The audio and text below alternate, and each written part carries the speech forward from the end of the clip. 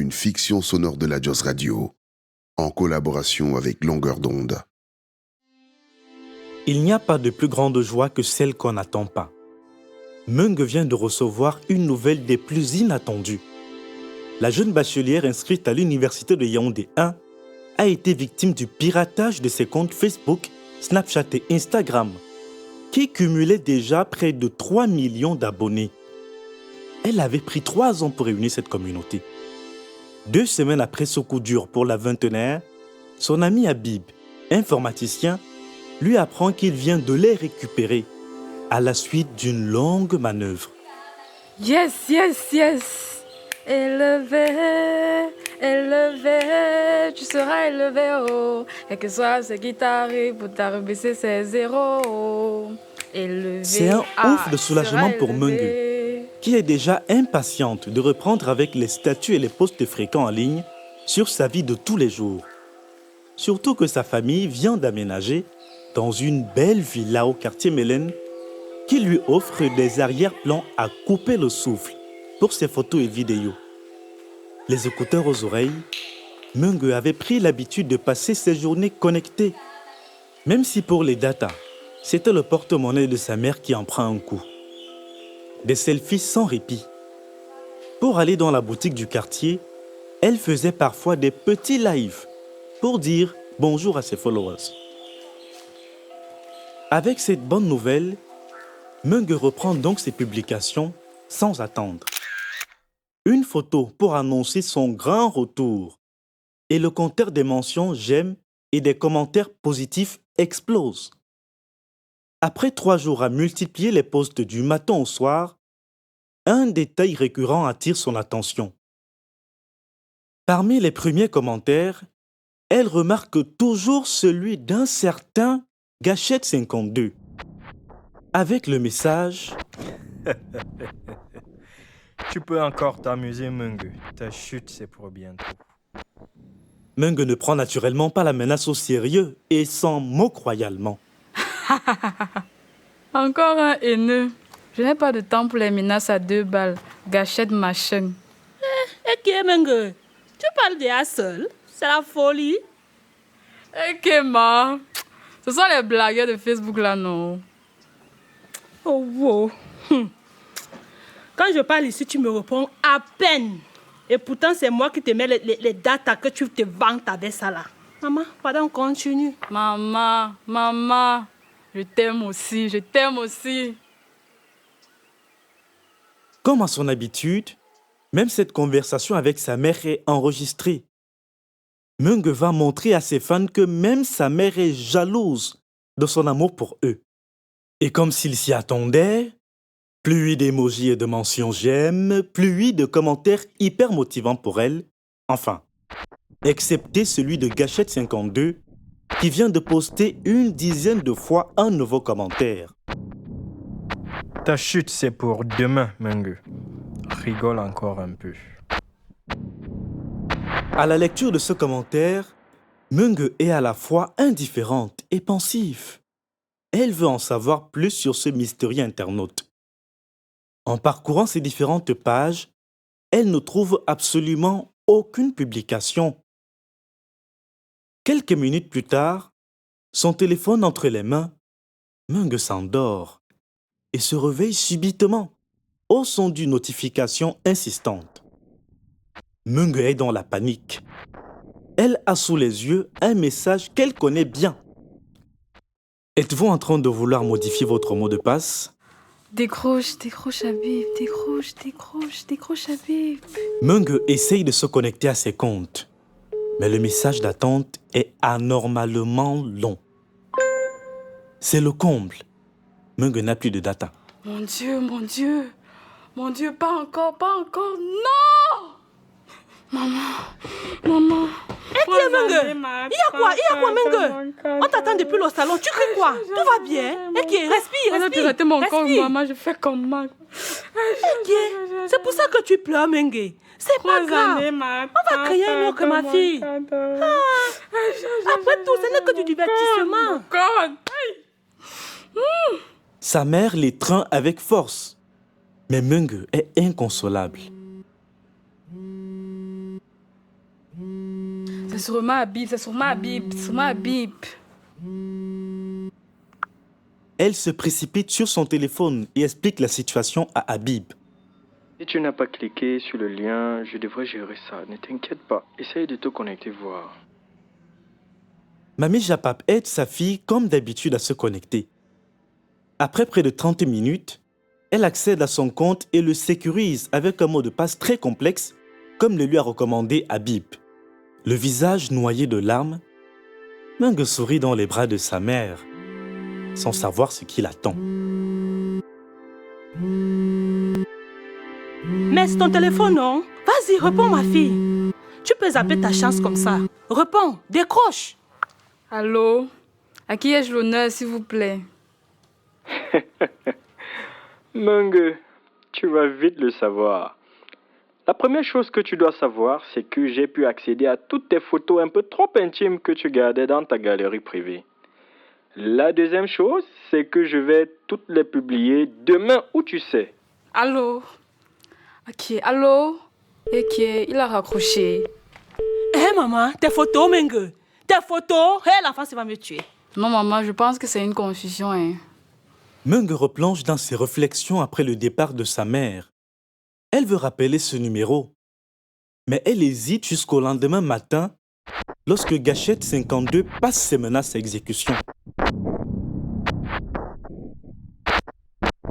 Sur Facebook, Instagram et Snapchat, une photo de Mamie Japap est devenue virale. Endormie la bouche ouverte, on y voit la sexagénaire adossée sur un fauteuil usé et les pieds nus sur un sol poussiéreux. Le compte Gâchette 52 lui a donné le titre « La vraie fille de Meng », épisode 1. Toute la famille est alarmée, surtout énervée. On ne demande qu'une chose à Meng, mettre fin à cette blague de mauvais goût. Sa mère n'en revient pas. Meng, hé, Meng Mathieu, Meng. Tu m'as dit que tu allais supprimer la photo sinon. Hé, Seigneur Jésus, pas possible. Hé, donc de toutes mes photos, c'est seulement celle-là que tu as vu pour mettre en ligne, Meng. Hé, l'enfant si oh, je vais la mettre où est. Maman, ce n'est pas moi, je peux tout expliquer, je t'assure que ce n'est pas moi, maman, je t'assure, pardonne-moi, mais ce n'est pas moi. Non, ferme-moi ta bouche, je ne veux pas d'explication. Je te donne 3 minutes. 3 minutes, c'est bon. 3 secondes pour enlever mes photos dans vos choses des pampampés là. Meng doit gérer une situation qu'elle est loin de comprendre totalement elle-même.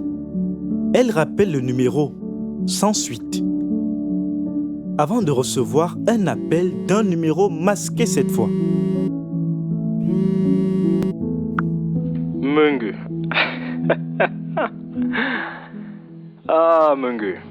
Je sais où te trouver.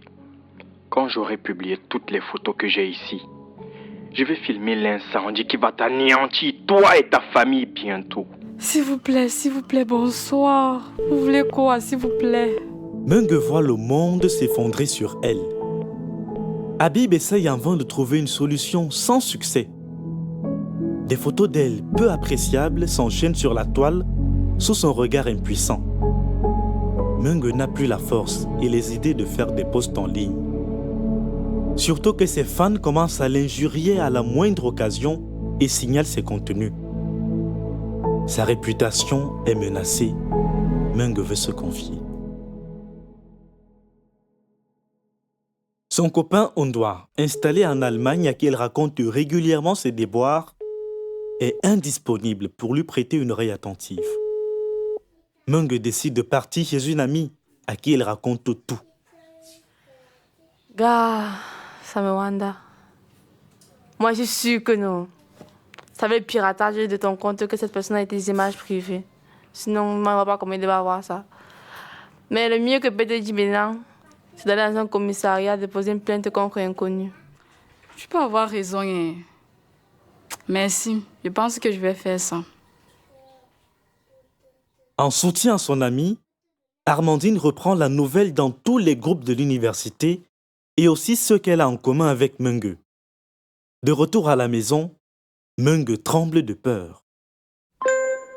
Même la notification de son téléphone l'a fait sursauter. Gâchette 52 vient de lui laisser un message. Mung, tu penses que la police peut me faire quoi? Je suis la police. Elle est glacée par la peur. Mung se demande si son harceleur n'est pas quelqu'un de son entourage. Elle se pose alors mille et une questions qui malheureusement n'ont pas de réponse. À son réveil, parcourir la toile comme elle en avait l'habitude est devenu une épreuve pour Mung. Les photos gênantes de son enfance et de ses moments d'inattention sont une tendance une fois de plus. Elle ne sait quoi dire au peu d'abonnés qui espèrent un réveil inattendu de Mung. Son plus grand rêve est que Gâchette 52 arrête d'alourdir cette humiliation. Elle veut devenir une simple anonyme sans histoire, comme si cela était possible en un claquement de doigts. À l'université comme dans son quartier, des passants hurlent quand ils la voient, pareil pour sa mère. Mais la plus grande crainte de Mung, c'est que l'inconnu mette le feu à leur domicile comme il a promis. Cela n'arrivera peut-être pas. Armandine vient de faire une découverte. Elle croit savoir qui se cache derrière la mystérieuse voix qui fait souffrir Mung. Viens voir, Mung. Quand j'ai posté des informations sur Gâchette 52, figure-toi qu'il y a quelqu'un qui m'a écrit. Bon, il n'est pas sûr, mais il pense que c'est lié à Ondoa. Armandine, tu t'entends parler. Mon copain a quel intérêt à faire ce genre de truc? Pardon, j'ai besoin de repos. Comme je t'ai dit, Mung, c'est juste une possibilité. En effet, celui qui m'écrit, c'est son ancien voisin de Mana. Et en passant, il m'a dit que son ancien pseudonyme sur les réseaux sociaux, c'était Elgash. Et Tom, je sais plus que moi que 52, c'est son chiffre porte-bonheur, puisqu'il le met sur tous ses maillots en hommage à son père, qui est né en 1952. Ça peut bien être une coïncidence, mais vérifions d'abord, Mung. Mung n'est pas du tout convaincu. Pour en avoir le cœur net, elle appelle Habib et lui explique la situation. Le génie des réseaux sociaux va s'y pencher pendant toute la journée à vérifier les correspondances, les liens d'hébergement des comptes et autres indices concrets pour savoir l'identité du hacker. Habib a trouvé quelque chose. Il a trouvé un ancien compte dénommé Elgash52 qui était effectivement administré par Ondoa, qui y mettait des séquences de sa jeunesse. Il a également noté que cette ancienne adresse et celle appelée Gâchette 52 sont administrées avec la même adresse email. Mung n'en revient pas. C'était lui. Pourquoi il a fait ça? J'espère que lui-même il a été piraté. Parce que... Allô, Ondoa, ça va? Salut ma puce, je vais super bien et toi baby? Super bien, monsieur Gâchette 52. Tu dois avoir honte, Ondoa. Aïe! Je peux t'expliquer, Mung. Explique! Dis-moi, est-ce que je peux te rappeler? Tu joues à quoi? Explique-moi comment tu as pu me faire ça, Ondoa. Mon Dieu, quel lâche! Habib, c'est la dernière personne que j'aurais pu soupçonner. Imbécile l'amour. En tout cas, c'est le commissariat qui va se charger de cet énergumène. Ondoa n'a pas eu le courage d'affronter la fureur de Mung. Il lui laisse un message vocal que la jeune dame se précipite d'écouter.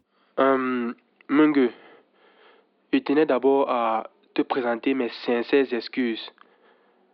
Mais il faut que tu le saches aussi. Tout ça, c'est entièrement de ta faute. Regarde, quand je me connectais sur ta page, je voyais tellement de vidéos, de photos, et c'était même parfois avec des inconnus. Le comble, c'est même que tu passes plus de temps avec ta communauté qu'avec nous. Et regarde même, rappelle-toi de la dernière fois où tu m'as envoyé une photo de toi, Mung. Ça fait vraiment longtemps. Alors que il y a des millions d'inconnus qui t'écrivent tous les jours que oh, tu es belle, oh, je t'adore, que oh, tu es la meilleure. Ils écrivent ça sous tes publications, Mung. Si bien que moi-même j'en deviens jaloux. Toi-même dis-moi, est-ce que j'ai le cœur en pierre? mon pote Haroun qui t'appelait en voix masquée a réussi à pirater ton compte. Laisse-moi te dire que c'était d'ailleurs trop facile parce que tu ne caches rien te concernant. Certains de tes contenus révèlent ta vie privée, Menge. Et regarde, au départ, je voulais juste vérifier si tu vois quelqu'un d'autre. Mais après, j'ai voulu te montrer que ce que tu publies peut être utilisé contre toi tôt ou tard. Mais j'espère que tu me pardonneras un jour, mon cœur. Menge lève les yeux vers le ciel, le cœur serré. Un mélange de soulagement et d'amertume l'envahit. Habib l'observe en silence, conscient que les mots d'Ondoa ont déjà tout dit, même si son acte est des plus cruels. Depuis ce jour, Menge a changé sa façon de partager. Elle n'expose plus sa vie pour chercher la validation de sa communauté, mais utilise désormais les réseaux pour inspirer, informer et construire. Hello mes Menge lovers, tampotez, connectez-vous. La leçon du jour va porter sur le bonheur. Comment trouver du bonheur avec peu d'argent. Vous savez, l'argent n'est pas forcément égal à bonheur. Dans cette vie, on peut être heureux sans toutefois avoir beaucoup d'argent. Son regard sur le monde virtuel a évolué. Elle a compris que chaque publication laisse une trace et que l'authenticité vaut mieux que la popularité. Et pour la première fois depuis longtemps, Menge se sent réellement libre. Les réseaux sont un outil puissant pour créer des liens, mais ils ne doivent jamais nous éloigner de la réalité. Protéger nos données, c'est aussi protéger notre image et notre avenir. C'était le Smart Monde de Menge, une fiction sonore de la Jos Radio.